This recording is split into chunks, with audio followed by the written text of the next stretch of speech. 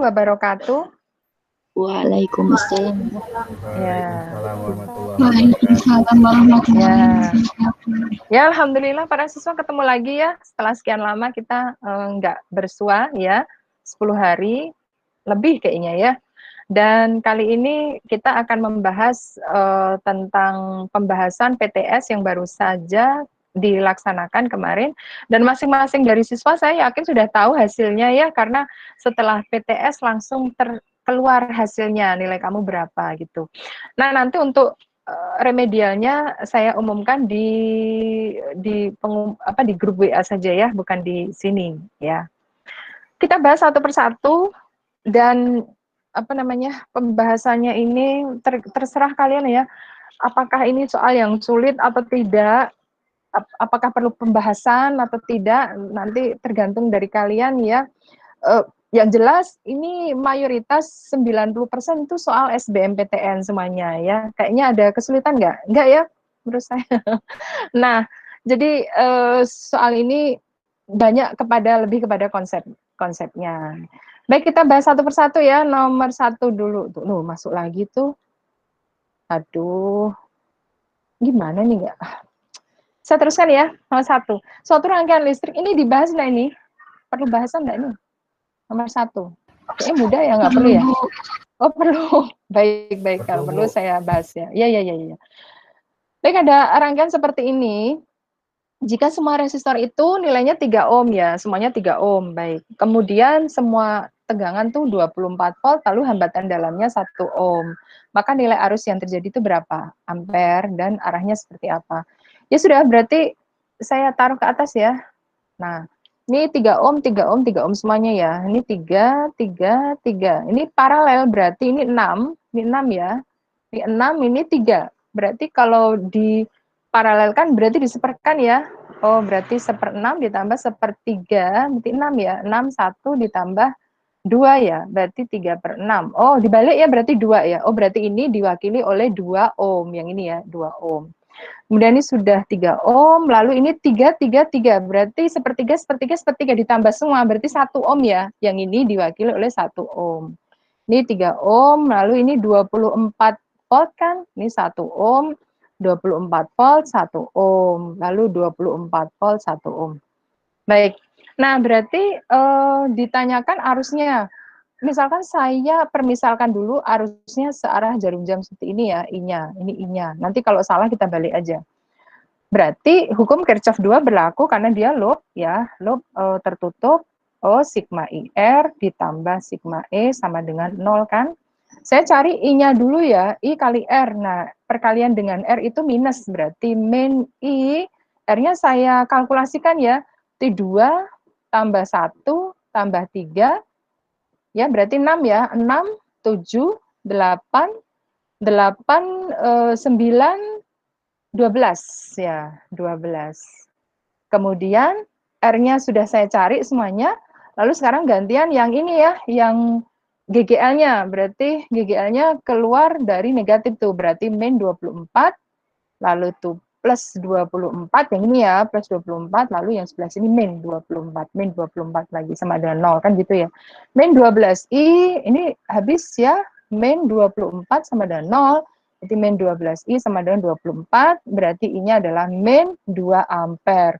Nah, hasilnya ternyata minus ya, berarti saya salah dalam pengandaian arah ya. Berarti arah yang betul adalah berlawanan jarum jam. Berarti I-nya yang betul adalah seperti itu. Berlawanan jarum jam dan 2 ampere. Berarti jawabannya adalah yang B. Gitu ya. Ada yang mau disampaikan enggak nih? Kalau enggak saya lanjutkan saja, waktunya sangat terbatas ya. Enggak ada masalah ya ini? Oke ya, saya lanjut ya. Baik, ini SBMPTN para siswa. Iya. Ini ada soal yang sangat bagus ya, karena ini SBMPTN ya. Ada rangkaian seperti itu ya. Dan dia dihuni oleh 5 lampu yang identik ya. Identik itu maksudnya adalah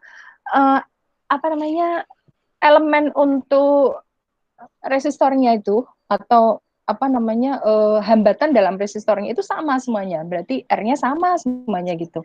Lalu dihubungkan dan diminta di manakah lampu yang paling redup gitu, paling redup. Lalu logikanya begini ya para siswa ya, ini kan arus mengalir di sebelah sini, ini adalah I totalnya. Ketika dia apa namanya di titik cabang dia terpecah dua gitu. Berarti ini adalah I1, ini I2, misalkan gitu aja kita permudah. Itu artinya B apa ya? B ini dengan ini pasti paling terang karena I1 I totalnya itu paling besar. Barang siapa lampu yang dilewati arus besar, maka nyalanya terang gitu aja tuh. Jadi dengan demikian kesimpulan kita pasti B itu jawarannya ya. Berarti D dengan C itu kandidatnya. Nah, sekarang apa ya? Kita harus tentukan mana ini? Apakah D ataukah C dengan E gitu. Kita lihat ya bahwa ini kan hubungannya adalah hubungan paralel ya. Berarti VD itu sama dengan VC ditambah PE ya. Karena VC dengan PE itu dia diserikan ya. Nah, VD itu kan I1 kali R ya, sedangkan VC itu berarti I2 kali R ditambah VE itu I2 kali R juga. Nah, R-nya sama karena memang hambatannya di apa namanya? Lampunya itu semuanya adalah identik ya. Berarti dicoret tuh. Nah, berarti I1 sama dengan 2I2. Nampak sekali bahwa I2 itu sama dengan setengah I1. Kalau begitu, C dengan D itu paling redup karena arus yang melewati C dan D itu paling kecil. Berarti sorry, C dan E ya. Berarti C dan E adalah paling redup. Paham enggak nih? Kurang terang ya. Kamu. Jelas deh. Baik ya. Baik. Sekarang saya lanjutkan nomor 3. Nah, ini juga soal SBMPTN. Nggak ada yang nggak SBMPTN kayaknya. Nomor 1 aja yang nggak tuh. Baik, para siswa, ini ada rangkaian sedemikian rupa sehingga kamu diminta untuk menganalisis ya dari rangkaian itu hambatan R2 lebih besar daripada R1 nih. Para siswa harus mengingat bahwa ini tentunya ada titik cabang, berarti ini arus masuk, ini arus keluar gitu loh ya. Lalu nanti bergabung lagi seperti itu. Nah, itu artinya I1 itu lebih besar daripada I2 dan I3. Betul ya? Jadi I1 karena arus masuk, ini arus keluar. Jadi kan begini hubungannya I1 adalah I2 ditambah I3.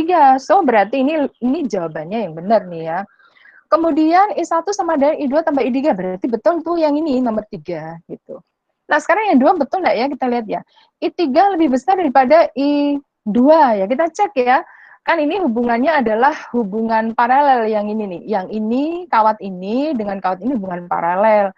Itu artinya kalau paralel berarti V-nya sama. Jadi V1 katakanlah ini PQ ya, V PQ, ini PQ, ini RS gitu. Jadi V PQ itu sama dengan PRS gitu loh ya. PPQ itu adalah R1 kali I2, sedangkan VRS itu adalah R2 kali I3, kan gitu lah ya. Nggak paham ya? Nah, informasinya itu adalah, nah ini jelas salahnya ya, karena I2 kali R2. Sedangkan ini adalah R2 kali I3, berarti ini salah nih. Nah, sekarang kita 3 itu betul, 2 itu betul apa enggak tuh? Informasinya adalah R2 lebih besar daripada R1 ya, berarti R2 lebih besar daripada R1. Kalau ini saya buat perbandingan ya, R2 per R1. Nah, berarti ini saya tulis apa nih? I2 per I3, betul ya? Ya, betul ya. Kalau ini lebih besar daripada ini, berarti ini juga lebih besar daripada ini. Artinya, ini ya, kamu lihat ya, R2 per R1 itu lebih besar, berarti I2 juga lebih besar daripada I3. I2 lebih besar daripada I3. Berarti ini salah. Ya, berarti jawabannya adalah yang 1 dan 3B gitu. Paham enggak? Paham, Bu. Iya. Ini soalnya SBMPTN ya, jadi lebih pada analisis. Nomor 4 juga sama ya, SBMPTN semua, tapi tahunnya tuh lama gitu. Kita lihat ya, ada 3 data seperti ini, dan datanya itu gaya kolomnya sama semua. Berarti gaya kolom data 1 kita cek ya. Data 1 itu F1 gitu ya, adalah K, langsung saja saya masukkannya kali 2Q per 2R kali 2R gitulah ya. 2R kali 2R. Boleh kan? Kita coret ya. Oh, berarti K kuadrat per 2R kuadrat gitu. Itu adalah F1 ya. Lalu F2 itu apa ya? F2 itu sama ya, berarti K kali 4Q dibagi dengan P kuadrat gitu ya. Berarti adalah K kali 4K, ya 4K kali Q kuadrat per P kuadrat gitu ya. Data ketiga, F3 itu adalah KSQ per R kuadrat, itu dia. Nah, semua informasi datanya adalah sama, gaya kolomnya sama. Berarti kalau begitu F1 sama dengan F2. Kita masukkan ya kaki kuadrat per 2R kuadrat sama dengan ini, gitu ya. Berarti 4 kaki kuadrat per P kuadrat. Kita coret saja, ini coret saja. Berarti P kuadrat sama dengan 8R kuadrat. Akarkan. Oh, berarti P-nya adalah 2 akar 2R tuh. Nah, ini dengan ini. Tapi Q-nya berapa itu? Kita nggak tahu ya. Nah, berarti kita cocokkan data antara 1 dengan 3. Berarti F1 sama dengan F3. Oh, berarti kaki kuadrat per 2R kuadrat itu sama dengan ini. KSQ per R kuadrat. Coret ya, coret. Dicoret 1, coret lagi, berarti S sama dengan Q per 2. Oh, berarti setengah Q. Jawabannya adalah yang Charlie. Gitu, para siswa. Ada yang mau ditanyakan nggak nih? Saya lanjutkan kalau tidak. Paham nggak? Paham ya? Paham, Bu. Oh, baik. Oke. Ya, sekarang nomor 5 ya. Nomor 5. Nah, nomor 5 ini ada persebaran tuh, 4 muatan tersebar seperti yang nampak pada gambar itu. Resultan medan listrik di titik P ini. Nah, di titik P ini berarti dipengaruhi oleh 4 muatan yang muatannya tersebar seperti yang kamu lihat tuh. Nah, kalau terhadap ini ya, yang ini, maka E-nya itu ke sini ya. Ini adalah E gitu ya. Tapi sama semuanya ini kayaknya nih. E-nya sama semuanya ya. Kita cek ya. Kenapa sama semuanya? Karena muatannya sama semua, ya, muatannya sama semua, dan jaraknya pun sama semua. Jaraknya itu berapa? Jaraknya sekarang, kalau ini 2A, ini 2A, berarti ini 2 akar 2A, kan gitu ya. Kalau A kuadrat ditambah A kuadrat sama dengan 2A kuadrat diakarkan, berarti 2A kuadrat. Gitu loh, para siswa. Berarti ini adalah 2A. 2 akar 2A gitu ya. Semoga paham ya maksud saya. Berarti ini separuhnya. Ini berarti A akar 2, ini A akar 2. Paham enggak maksud saya? Semua paham ya? Yes, ya. Baik ya, oke. Nah, berarti kalau gitu ini terhadap negatif juga masuk. Yang ini ya, aduh, gimana saya? Ya, ini misalkan negatif ya, maka ini masuk gitu. Karena negatif kan masuk ya. Sekarang yang terhadap ini, yang terhadap muatan ini nih, positif yang hitam nih, berarti dia keluar ya, berarti ini E. Lalu kalau ini misalkan hijau gitu ya, ini hijau ya, berarti masuk juga karena dia itu adalah minus gitu ya. Nah, berarti kita cari dulu yang E itu berapa nih? E itu adalah K Q per R kan gitu ya, kuadrat gitu. Berarti K Q per R-nya berapa ya itu? A akar 2. Berarti A akar 2 dikuadratkan kan gitu ya. Berarti K Q per A kuadrat kali 2 atau K per 2. Gini jawabannya ya. Nah, sekarang kalau itu ini dan ini kan apa namanya sama ya anunya ya, apa namanya hasilnya sama ya dan arahnya sama itu. Berarti kalau begitu E tambah E ya itu sama dengan 2E ya berarti 2 kali K per 2 Q per A kuadrat. Berarti kaki per A kuadrat. Itu untuk satu cakupan ini. Berarti ini juga sama ini gitu loh. Semua paham ya? Ini juga sama yaitu kaki per A kuadrat. Jadi ini adalah kaki per A kuadrat. Lalu keduanya itu kan kalau kita vektorialnya kan begini ya. Nah ini adalah kaki per A kuadrat, ini juga kaki per A kuadrat, berarti resultannya harus kita jumlahkan secara vektorial seperti ini. Ini adalah E totalnya tuh. Nah, E totalnya itu adalah akar dari itu, gitu loh ya. Ini dengan ini dikuadratkan. Kalau ini misalkan adalah apa ya, misalkan X gitu, ini misalkan X gitu, berarti kan X kuadrat tambah X kuadrat. Itu kan berarti 2X kuadrat, gitu ya. Berarti akar 2X, kan gitu ya. Nah, sebentar saya sorot ke bawah, ke atas ya. Nah, jadi X-nya tadi kan ini ya, oh berarti akar 2 kali kaki per A kuadrat. Apa jawabannya? Jawabannya adalah yang, halo, yang Charlie, gitu ya. Halo para siswa, semoga paham ya. Nih, ya, saya lanjutkan nomor 6 ya, karena waktunya sangat terbatas, soalnya masih sangat banyak. Kita lihat ya, kuat medan listrik nomor 6. Kuat medan listrik di suatu titik P ditimbulkan oleh muatan Q, maka arahnya menjauhi Q bila positif. Kita cek dulu ya, misalkan ini ada muatan positif, maka kalau ini titik P, dia arahnya keluar. Dan kalau muatan negatif, itu arahnya itu masuk ya, E-nya. Nah, gitu. Jadi kalau Q-nya itu positif, dia menjauhi. Kalau Q-nya negatif, maka dia mendekati betul berarti. Kemudian E itu adalah K per R kuadrat. Berbanding lurus dengan Q, betul juga. Ini ya, berbanding lurus dengan Q. Kemudian berbanding terbalik dengan kuadrat P, betul juga. Ini berbanding terbalik dengan kuadrat P. Jadi E itu berbanding lurus dengan Q, E berbanding terbalik dengan R kuadrat. Berarti betul juga. Lalu yang nomor 4 tuh, arahnya sama dengan arah gaya kolom pada muatan bila Q-nya positif dan berlawanan dengan gaya kolom bila Q-nya negatif. Jadi kalau saya buat gaya kolom ya seperti ini tarik menarik ya. Ini adalah F. Tapi ini F ya, ini adalah gaya kolom ya. Tapi medan listriknya itu dari positif ke negatif, berarti ke sana tuh E-nya. Nah, gitu. Jadi kamu lihat ya, kalau untuk positif E-nya searah dengan F, kalau negatif E-nya berlawanan arah dengan F. Ya, perhatikan ya ini, kalau positif F-nya ke kanan, E-nya itu ke kanan juga.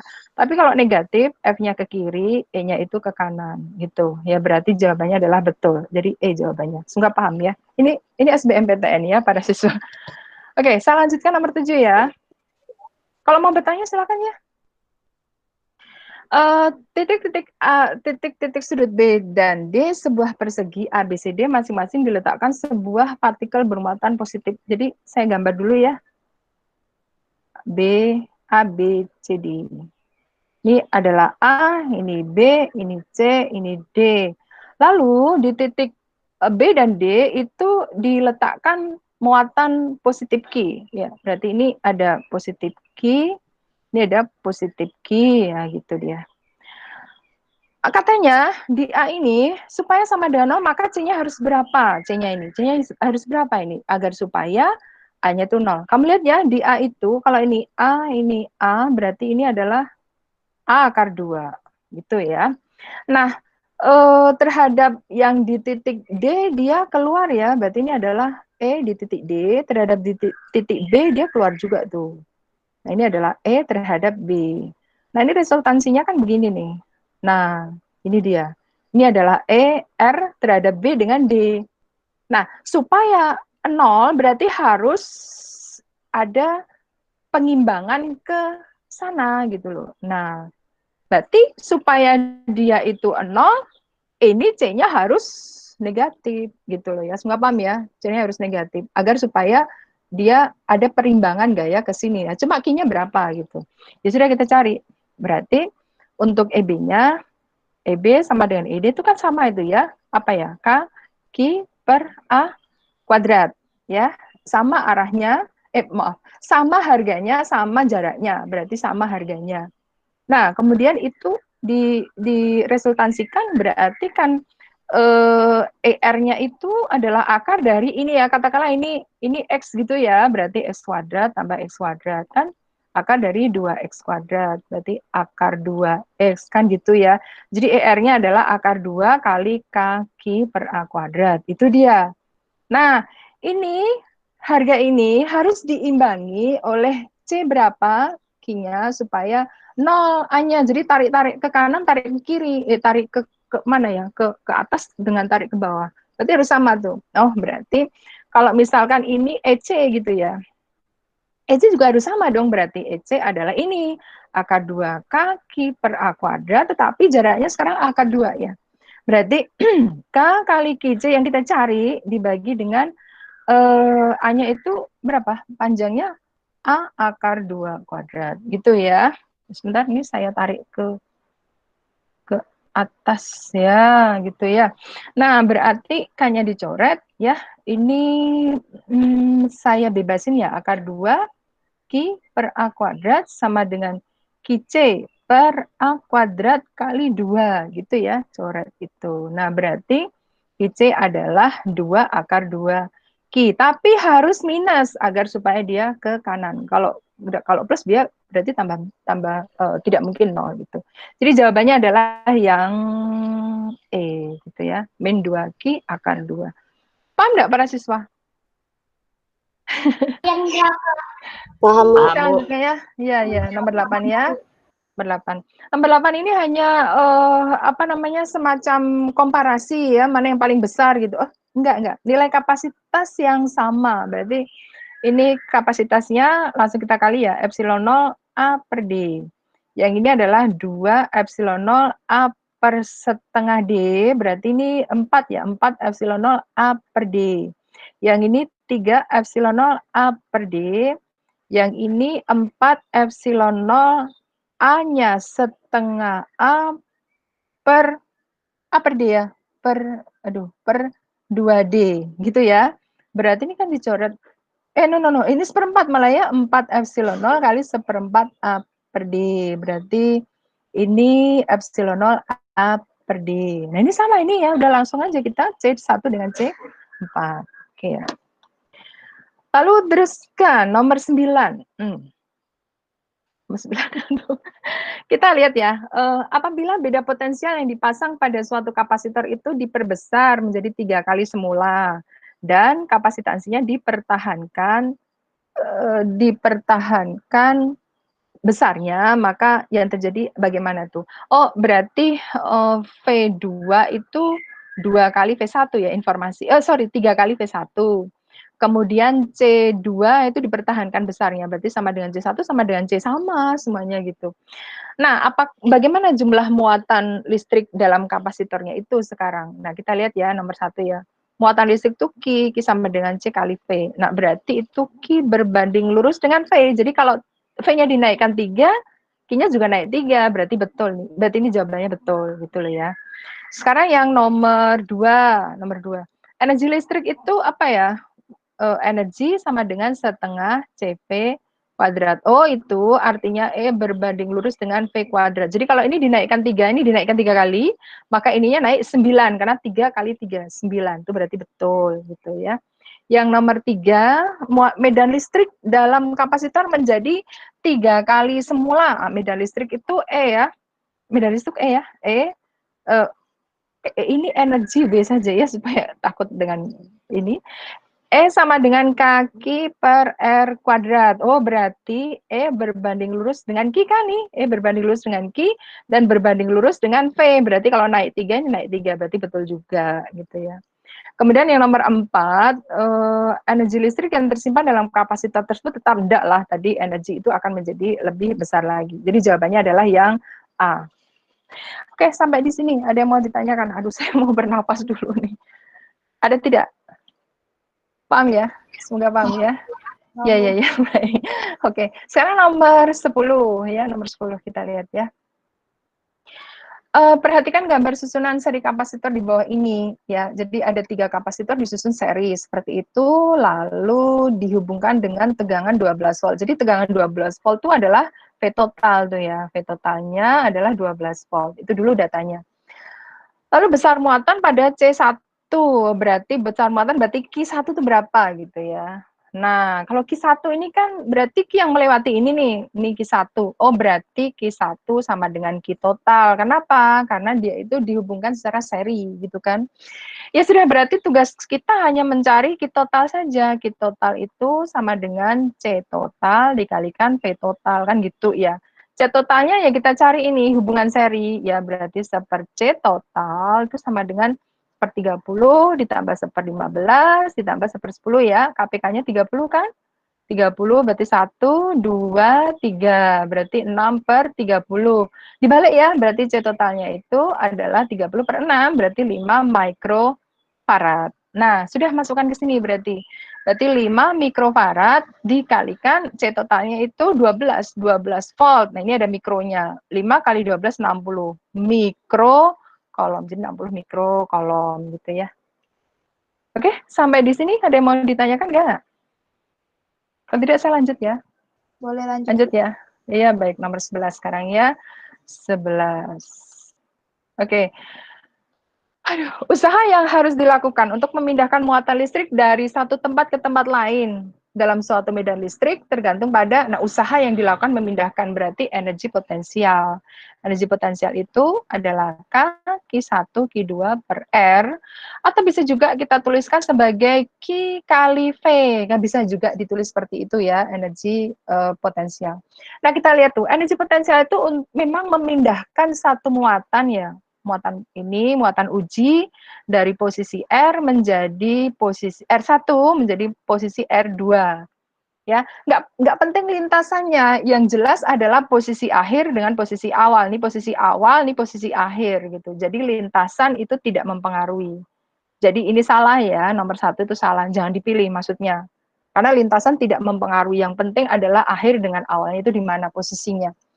Kemudian besar muatan yang dipindahkan, iya, karena ini Q1, Q2, jadi semakin besar maka energinya semakin besar pula dan seterusnya. Berarti betul ya. Jarak kedua, tempat secara proporsional nggak juga ya, maksudnya proporsional tuh nggak paham juga nih, kayaknya kita nggak bisa memilih ini ya. Kemudian yang nomor 4, ini juga nggak ada jawabannya sih, 2, 3 itu sama apa gitu kan, logika saja sih kalau saya. Beda potensial antara kedua tempat itu ke tempat pemindahan muatan, berarti betul ya, ini tergantung dengan V-nya juga, berarti ini jawabannya betul ya. Yang ketiga ini saya masih tanda tanya ya, karena soal SBMPTN, saya masih tanda tanya, tapi yang jelas tidak ada 2, 3, 4 ya, jadi 2 dan 4 jawabannya adalah C gitu. Oke, para siswa, semoga paham ya. Halo? Saya lanjut ya. Iya, saya lanjutkan ya. Ini soal SBMPTN semua para siswa. Kita lihat ini soal sebab akibat. Kita lihat pernyataan dulu ya. Pernyataan betul enggak? Arus listrik dalam suatu kawat penghantar sama dengan arah gerak elektron dalam penghantar itu. Betul enggak ini kalimat ini? Hayo Ibu sering terangkan ini soal SBMPTN para siswa.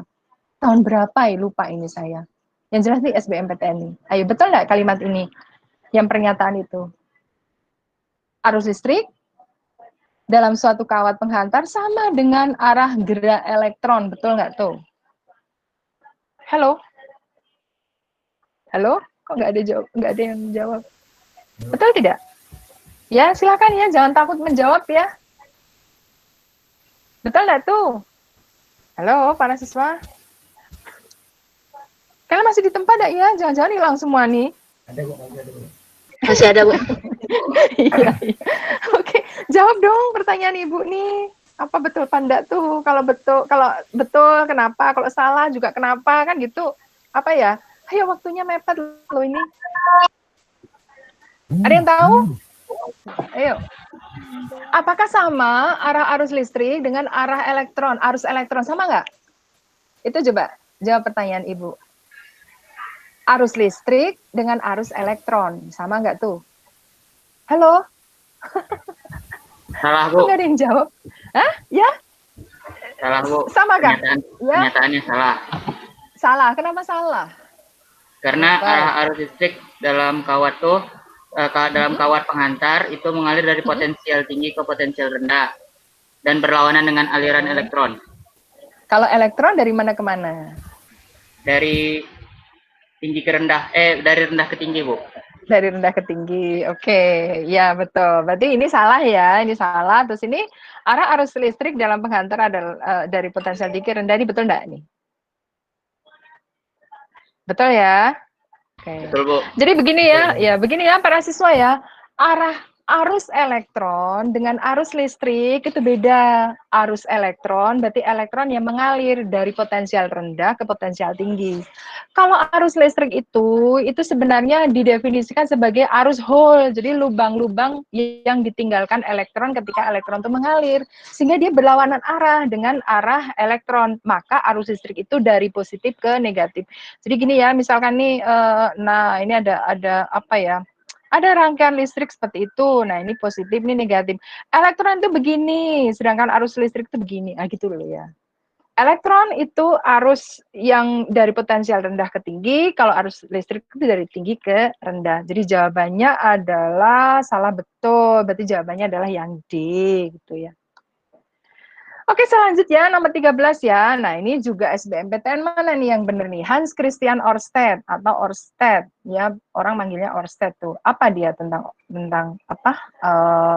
Listrik, arus listrik dengan medan magnet.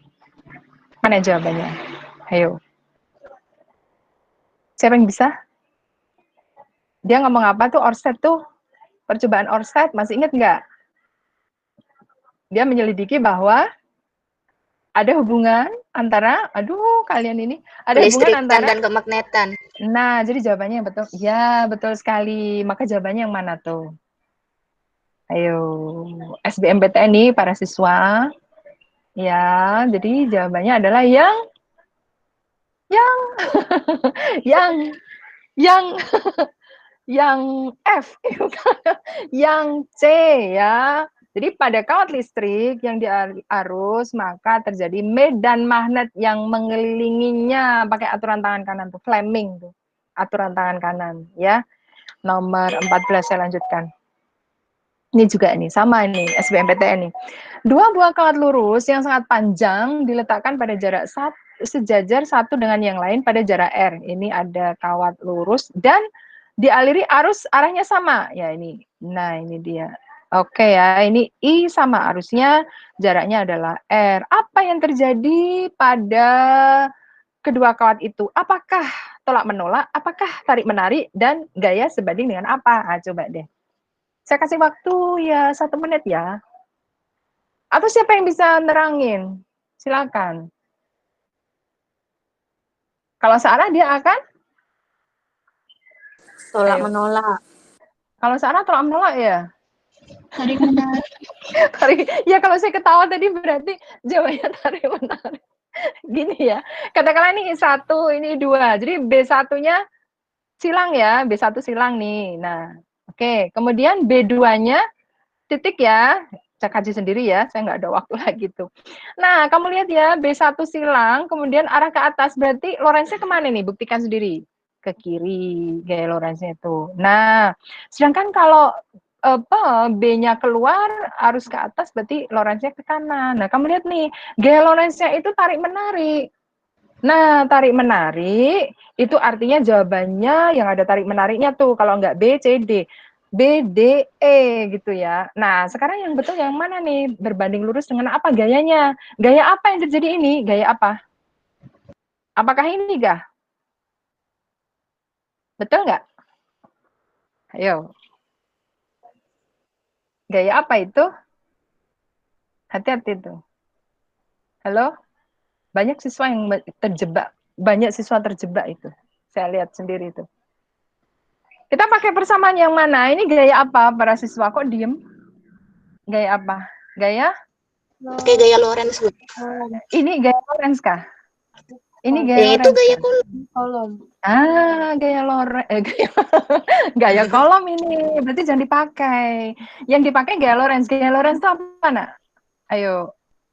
Ayo, 2 kawat. Mu 0. Mu 0 dikali 1. I2. Dibagi 2. Pi. R. Kan gitu ya. Nah, jadi berbanding apa nih? Berbanding Terbalik. terbalik dengan R, atau kalau ditulis itu begini ya, FL itu berbanding terbalik dengan R, atau kalau dia maunya itu begini, berarti F berbanding terbalik atau sebanding dengan R pangkat min 1. Nah, jadi jawabannya apa tuh? Jawabannya apa? Yang D domba katanya. Ya yang delta ya. Kebanyakan siswa jawabnya ini, kebanyakan tuh. Kenapa? Karena dia lihatnya ini. Nah, kacaunya di situ tuh. Ya, sering saya lihat kayak gitu ya. Kita lanjutkan nomor 15. 15 ini dia kawatnya berupa kawat setengah tapi melingkar ya. Setengah melingkarnya nggak penuh tuh, setengah aja. Berarti B-nya apa? Setengah apa ya? B. Mu 0 kali I per 2. Pakai pi enggak? Kalau kawat melingkar. Tidak. Tidak, berarti 2 kali A. Nah, udah gitu. Harganya itu ini. Oh, berarti itu adalah 2 kali 10 pangkat minus 6. Ya, ya sudah. Setengah kali. Mu 0 adalah 4pi kali 10 pangkat minus 7. I-nya dicari ya. I-nya berapa gitu? Berarti per 2. A-nya tuh ini ya, berarti 10 kali 10 pangkat min 2, berarti 2 kali 10 pangkat minus 6 ya. Oke ya, gitulah ya. Berarti kita coret nih ya. Nih, kita coret. ini 10 pangkat min 1 berarti Pi kali 10 pangkat minus 6 kan ya, kali I sama dengan 2 kali 10 pangkat minus 6, coret ya, hilang tuh, berarti ini adalah 2 per Pi. Mana ada 2 per Pi? Oh, yang E jawabannya. Ya, oke ya. Nomor 6, aduh mau habis waktunya tuh. Gaya Lorentz pada kawat kedua, persatuan panjang, berarti gaya Lorentz per L tuh. Pada kawat yang kedua, kita lihat ya, pada kawat 1, maka menimbulkan B1 menyilang, ini B1-nya. Ya. Kawat ketiga menimbulkan B silang juga. Silang B3. Nah, sekarang Lorentz-nya. Ini ke atas, I-nya ke atas, B-nya masuk. Berarti Lorentz-nya ke kiri. Lorentz-nya adalah FL21 ya, antara 2 dengan 1. Yang ini juga ke kiri ya, berarti F23. Berarti nanti dijumlahkan tuh ya. F21, kita cari definisinya. Mu0, I1, I2 dibagi 2PA12 atau 21 sama. Ya, kita masukkan harga-harganya 4Pi kali 10 pangkat min 7. I1-nya berapa ya? 1. I2-nya 2 dibagi 2Pi, A1-nya, A12-nya tuh 2 ya. Dicoret ini, berarti 2 kali 10 pangkat min 7 apa? Newton per meter ya. Kemudian F23 mu0 I2 I3 dibagi 2Pi A23 berarti 4Pi kali 10 pangkat min 7, I2-nya itu 2, I3-nya itu 3 dibagi 2Pi kali 2 A23-nya itu 1 ya. Berarti ini 2 4 12 ya. 12 kali 10 pangkat min 7 Newton per meter. Oke, karena arahnya ke kiri semua, berarti F totalnya itu adalah dijumlahin ya, 2 kali 10 pangkat min 7 ditambah 12 kali 10 pangkat min 7, berarti 14 kali 10 pangkat min 7 Newton per meter. Nah, karena dimintanya adalah mikro ya, mikro berarti dikalikan 10 pangkat 6, berarti 14 kali 10 pangkat min 7 kali 10 pangkat 6 mikro Newton per meter, berarti 14 kali 10 pangkat min 1 ya, mikronewton per meter berarti 1,4 mikronewton per meter. Jadi jawabannya adalah yang apa tuh? Ke kiri ataukah yang A? Betul sekali ya. Sekarang nomor 17. Nah, ini nomor 17 adalah gaya Lorentz yang disebabkan oleh partikel elementer ya. Jelas itu partikel elementer karena positron ya. Positron itu adalah elektron, ada yang bilang elektron positif ya. Kenapa elektron positif? Karena dia itu kelakuannya seperti proton, tapi dia masanya seperti proton. Jadi kelakuannya seperti proton, tapi masanya seperti elektron gitu ya. Jadi positron. Nah, kita lihat ya. Positron berarti disikapi sebagai muatan positif. Ya, B-nya keluar, F-nya ke atas. Berarti gaya Lorentz-nya kemana nih? Ke gaya Lorentz? Ke sana ya. BQV ya, gaya Lorentz itu adalah BQV, gitu loh ya, para siswa. Aduh, lupa semua kalian tuh gimana nih? Ini adalah V, ini kemudian adalah B, maka Lorentz-nya ke atas, gitu loh ya. Nah, memakai aturan tangan kanan juga, Fleming juga tuh. Nah, berarti mana yang benar nih jawabannya? Partikel elementer. Berarti dia akan bergerak kemana? Halo? Ini ke timur. Ke timur?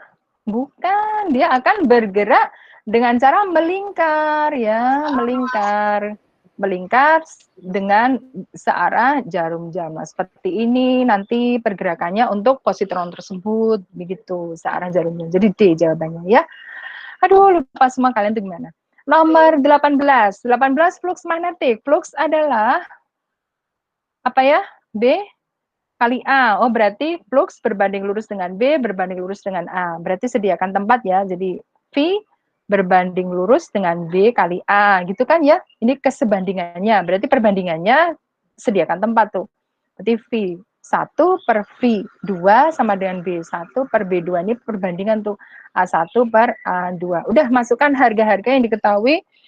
Mula-mulanya adalah Q ya. Q BA ya sudah, berarti sini ya. Q per Q2 dicari, V2 dicari, berarti B1 adalah B, A1 adalah A dibagi, B2-nya itu setengah B ya, ini B2-nya setengah B, A2-nya 2A, gitu ya, 2A, gitu kan? Jadi kita coret semuanya ya. Oh, berarti V2 adalah V juga, jadi jawabannya adalah yang C. Oke ya, semoga paham ya. Nomor 19. Hukum Lenz, mana yang benar nih? Hukum Lenz tuh mengajarkan kepada kita tentang arah arus induksi. Berarti jawabannya adalah yang B. GGL induksi itu menimbulkan arus induksi yang melawan penyebabnya, ya. Kemudian karena habis waktunya ya, jadi Ibu nih. Kemudian yang nomor terakhir 20, GGL induksi pada sebuah loop itu tergantung dari apa? GGL induksi itu adalah min N dV per dt. Nah, apakah tergantung pada laju perubahan flux magnetik? Ya, ini adalah laju perubahan flux tuh, berarti betul. Apakah tergantung pada luas penampang? Ya, karena ini kalau kita bongkar itu min N delta B kali A per delta T, berarti tergantung dari B, betul. Tergantung dari A ya, betul itu. Laju perubahan luas penampang loop, ya, karena pada percobaan dari Lenz itu juga mengatakan demikian ya, jadi bisa juga ini hanya berubah-ubah, betul juga. Medan magnetik yang dilengkapi loop, betul juga, ini ada B-nya, berarti betul semuanya, itu jawabannya adalah E. Ya, baik para siswa, habis waktunya dan sudah lebih 1 menit dari perkiraan kita ya yang seharusnya. Baik para siswa, itu saja dulu, nanti untuk remedial saya umumkan di WA grup kalian saja. Sekian saja dari saya, jangan lupa untuk selalu menerapkan protokol COVID ya, kalau keluar rumah ya gunakan masker dan stay at home kalau bisa, dan usahakan jaga jarak 1 meter satu dengan yang lain, dan jangan lupa sering-sering cuci tangan dengan sabun. Dari saya sekian saja dulu para siswa, kita akhiri dan hamdalah ya. Alhamdulillah rabbil alamin. Ya, sekian dari saya. Assalamualaikum warahmatullahi wabarakatuh. Waalaikumsalam warahmatullahi wabarakatuh.